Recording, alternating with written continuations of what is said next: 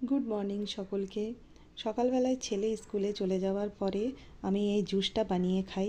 চেষ্টা করি সকালবেলায় প্রতিদিনই খাবার, কিন্তু প্রতিদিন হয়ে ওঠে না।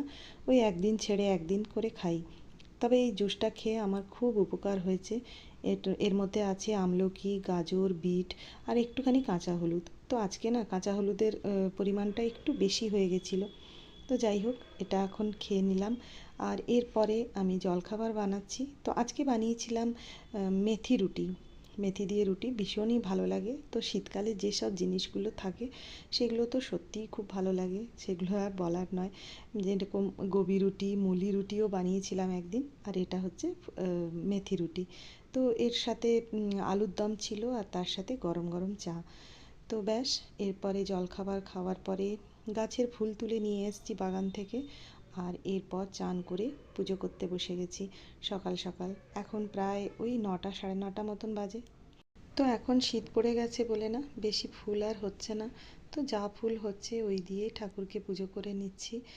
তো বাগানে এখন অনেক শীতকালীন ফুল লাগানো হয়েছে। তো যখন আস্তে আস্তে গাছগুলো বড় হবে তোমাদের সাথেও শেয়ার করব, দেখাবো। প্রত্যেক বছরই লাগাই, খুব ভালো লাগে এই ফুলগুলো লাগালে। ডালিয়া, পিটুনিয়া সবই লাগিয়েছি। আর গাঁদা ফুলও লাগানো আছে। তো দেখো, আমার পুজো হয়ে গেল আর ফুল টুল দিয়ে সব সাজিয়ে দিয়েছি। আর বেশ ভালো লাগে না ফুল দিয়ে পুজো করতে? আমার তো খুব ভালো লাগে। বিশেষ করে সেটা যদি নিজের বাগানের ফুল হয় তাহলে তো আর কিছু বলারই নেই। তো যাই হোক, পুজো টুজো হয়ে যাওয়ার পরে এই যে এখন রান্না করতে এসেছি। তো আজকে বানাচ্ছি মেথি শাক আলু দিয়ে ভাজা। আসলে আজকে বাজারে বেগুন পাইনিও, তো সেই জন্যেই আমি আলু দিয়েই বানিয়ে ফেললাম। আর তার সাথে এখানে মাছের ঝোল করছি। তো প্রায় রান্না সব হয়েই গেছে। আমি আলুটা সেদ্ধ করতে বসিয়েছিলাম। এরপরে কাঁচা লঙ্কা, ধনেপাতা আর মাছগুলো দিয়ে দেবো। দিয়ে আর কিছুক্ষণ ফুটিয়ে দিলেই আমার মাছের ঝোলও কমপ্লিট হয়ে যাবে। তো আজকে রান্নার মধ্যে ছিল মেথি শাক ভাজা, মাছের ঝোল, ডাল বানিয়েছিলাম আর তার সাথে চাটনি।